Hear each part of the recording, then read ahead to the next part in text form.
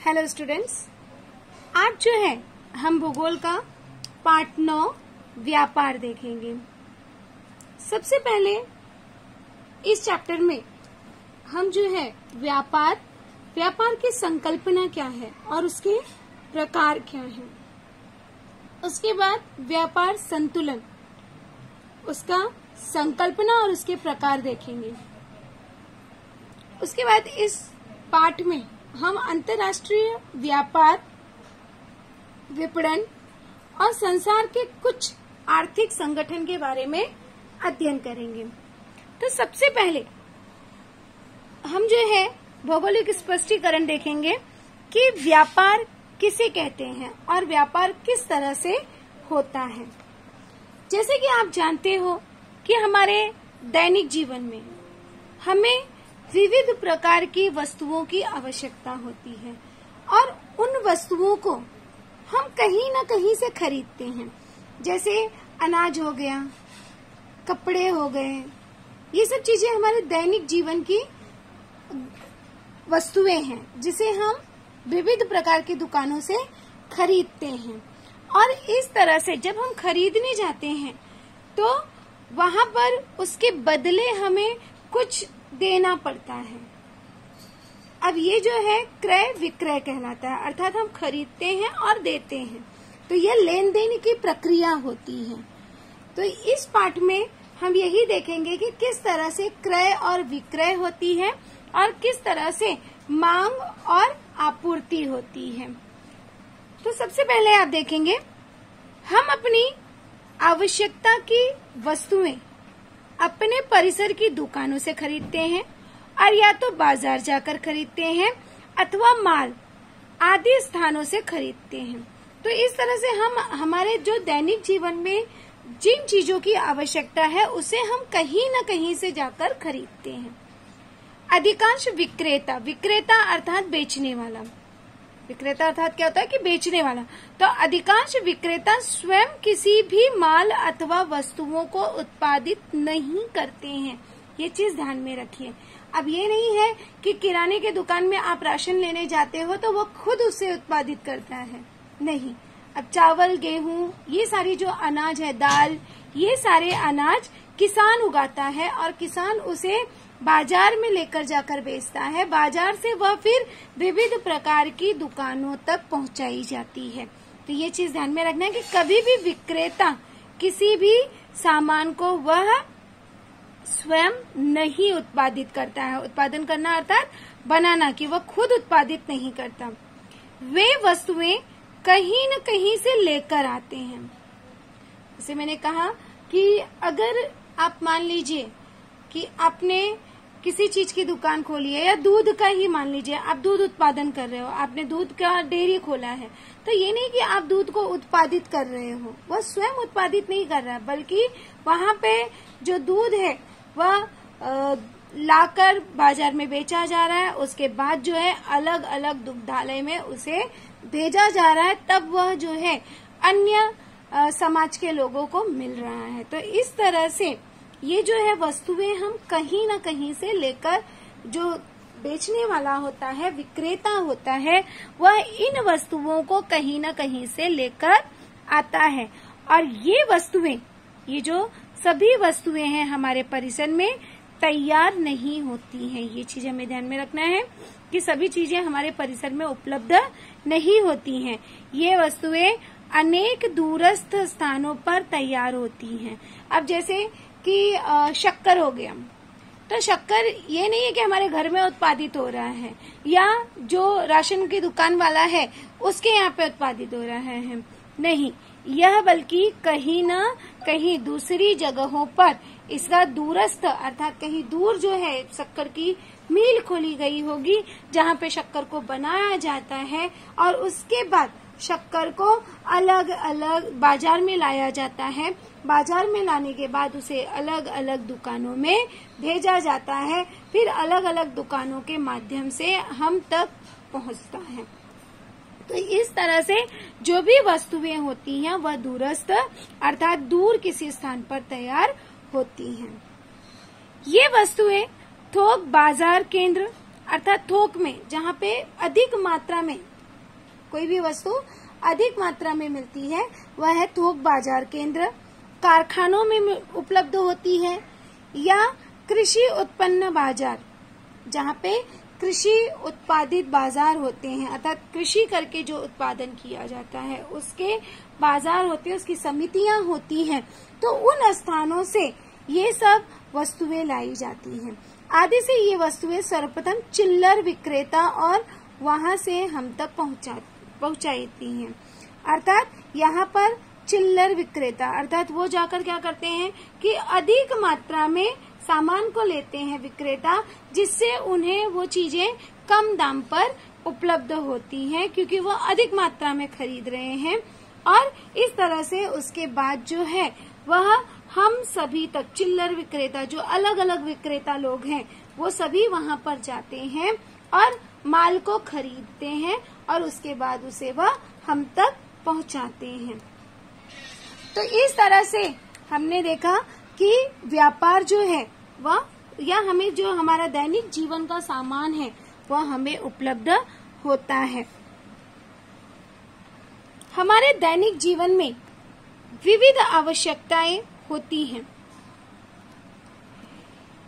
इन आवश्यकताओं को पूर्ण करने के लिए हम विभिन्न वस्तुओं का क्रय करते हैं, अर्थात खरीदते हैं। तो जो भी हमारी आवश्यक वस्तुएं होती हैं उसे हम क्या करते हैं, खरीदते हैं।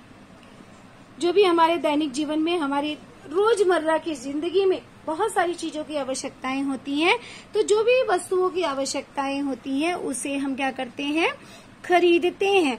और इन वस्तुओं का और इन आवश्यकताओं को पूर्ण करने के लिए हम विविध वस्तुओं का क्रय करते हैं। क्रय करना अर्थात हम मांग करते हैं, राइट।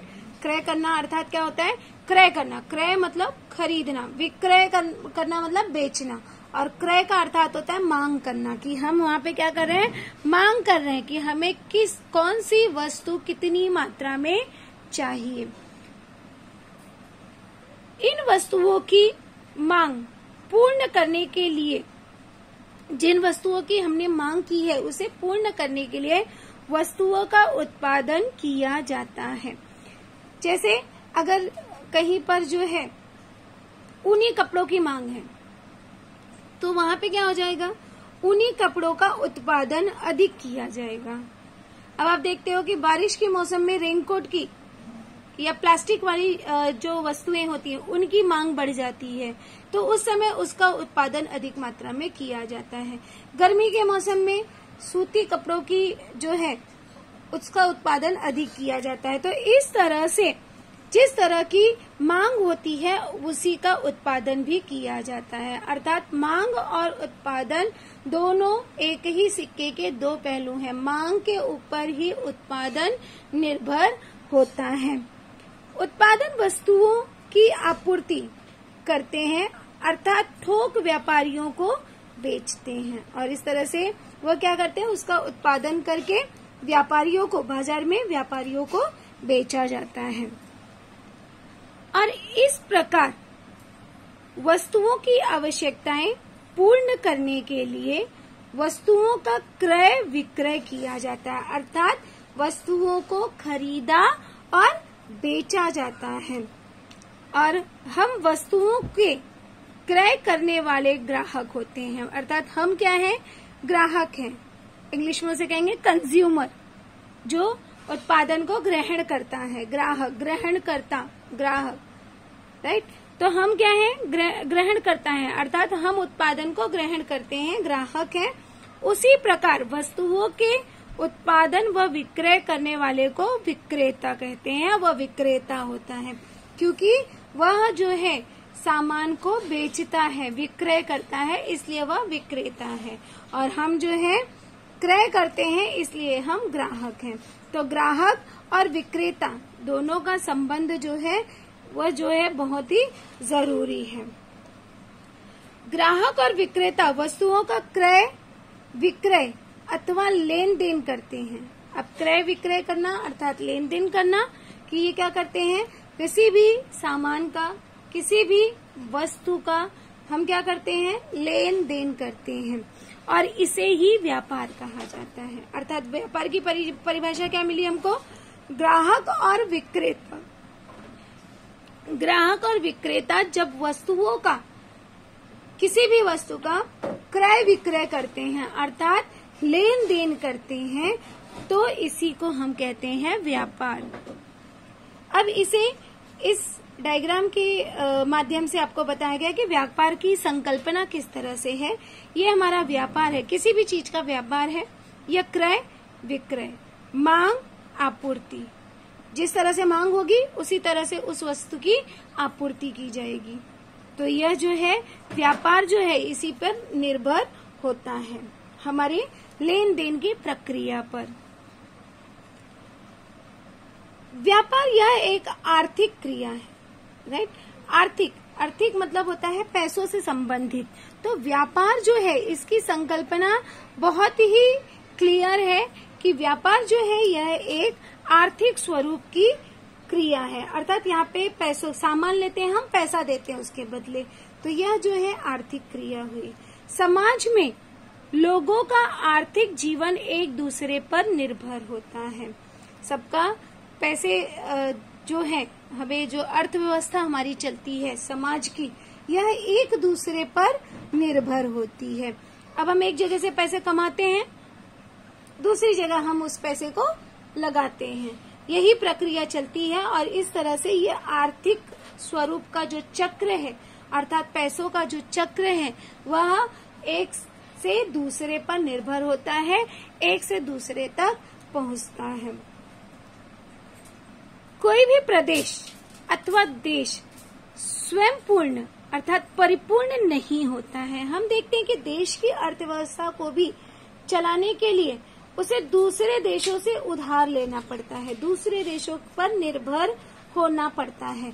तो कोई भी प्रदेश या राज्य या देश स्वयं में परिपूर्ण नहीं होता है, हमेशा उसे किसी न किसी देश की, किसी न किसी राज्य की, किसी न किसी क्षेत्र की आवश्यकता होती है।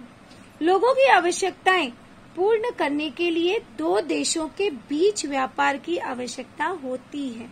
अर्थात जरूरी नहीं है कि सारी चीजें हम खुद से उत्पादित कर सके। जैसे आज जो है हम सोना हो गया, कई सारे प्रकार के मसाले हो गए, या डीजल हो गया, पेट्रोल हो गया, ये सब हम बाहर के देशों से मंगाते हैं, बाहर के देशों पे हम निर्भर हैं। या और अनाज हो गया, ये हमारा देश जो है दूसरे देशों को उत्पादित करता है, प्रबंधित करता है। तो इस तरह से हमारे देश में व्यापार सुचारू रूप से चलता है। तो कभी भी ध्यान में रखिए कि लोगों की आवश्यकताएं जो है उसे पूर्ण करने के लिए दो देशों के बीच का व्यापार आवश्यक है, उसके बीच में लेन देन की प्रक्रिया होती रहती है, सुचारू रूप से चलती रहती है। प्रत्येक देश की भौगोलिक स्थिति अलग अलग होने के कारण प्रत्येक प्रदेश में किसी न किसी विशिष्ट वस्तुओं का उत्पादन होता है, अर्थात वह किसी न किसी विशिष्ट चीजों के लिए प्रसिद्ध होते हैं। जैसे महाराष्ट्र हो गया, तो महाराष्ट्र शक्कर के उत्पादन में, महाराष्ट्र हो गया, उत्तर प्रदेश हो गया, पंजाब हो गया, ये सब जो है शक्कर के उत्पादन में प्रसिद्ध हैं।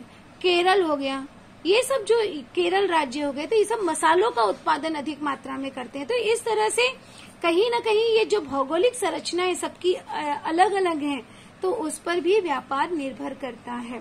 इसी तरह से देश में जैसे इजराइल जैसे देश हो गए, अब यहाँ पे जो है पेट्रोल डीजल इन सब की मात्रा अधिक मात्रा में पाई जाती है, तो वहां से दूसरे देशों में इसे भेजा जाता है, लेन देन की प्रक्रिया चलती है। तो इस तरह से व्यापार सुचारू रूप से चलता है। जिस स्थान पर किसी वस्तु की कमी होती है, वहां उस वस्तु की मांग की जाती है जहां पर कमी होती है, राइट। अब जैसे हमारे यहाँ पर पेट्रोल डीजल की अगर कमी है, तो उसे क्या किया जाता है, दूसरे देशों से मंगाया जाता है, उसकी मांग की जाती है। और जहां उस वस्तु का उत्पादन अतिरिक्त होता है, वहां से उस वस्तु की आपूर्ति की जाती है। अर्थात जब हमारे पास ज्यादा होगा, जैसे अनाज हो गया। अभी पंजाब और हरियाणा क्षेत्र जो है वह चावल के उत्पादन में, गेहूं के उत्पादन में प्रसिद्ध है, तो वहाँ पे अतिरिक्त हो रहा है, तो वो क्या करेंगे, दूसरे राज्यों को, दूसरे देशों को उसकी आपूर्ति करेंगे।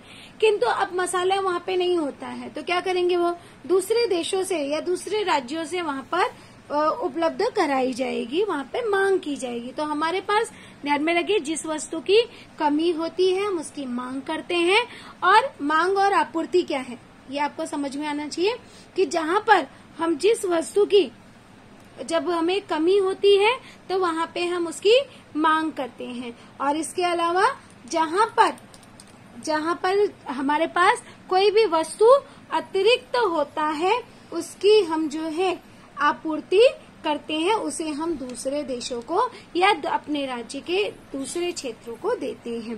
तो इस तरह से मांग और आपूर्ति यह व्यापार के लिए बहुत ही जरूरी है, और इस पर ही हमारा व्यापार टिका हुआ होता है।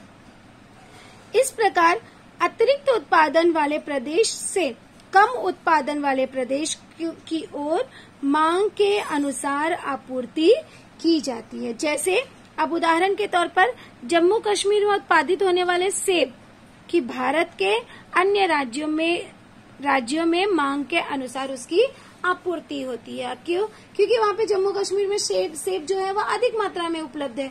अब वहाँ पे अधिक मात्रा में उपलब्ध है, तो जहाँ पर दूसरे देशों में उसकी मांग है, दूसरे राज्यों में, भारत के अन्य राज्यों में उसकी मांग है, तो उसे वहाँ पर भेजा जाता है। तो इस तरह से व्यापार होता है।